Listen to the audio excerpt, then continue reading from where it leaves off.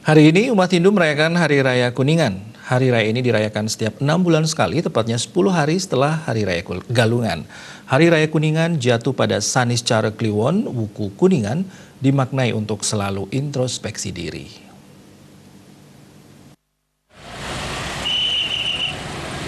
Hari Raya Kuningan sendiri memiliki makna bahwa kita sebagai manusia berjanji pada diri sendiri, alam, dan Tuhan untuk selalu memenangkan dharma atau kebaikan dan mengalahkan adharma atau keburukan. Pada Hari Raya Kuningan, umat Hindu terutama di Bali membuat upakara atau sesajen yang penuh simbol dan makna. Salah satunya adalah tamyang yang menjadi lambang perlindungan dan perputaran dunia. Ada juga endongan yang berarti perbekalan untuk menjalankan kehidupan. Umat Hindu percaya bahwa persembahyangan pada Hari Raya Kuningan sebaiknya dilakukan sebelum pukul 12 siang. Karena energi alam semesta bangkit sejak pagi dan mencapai puncak pada tengah hari. Pada Hari Raya Kuningan, umat Hindu juga biasanya membuat nasi kuning yang memiliki makna kemakmuran.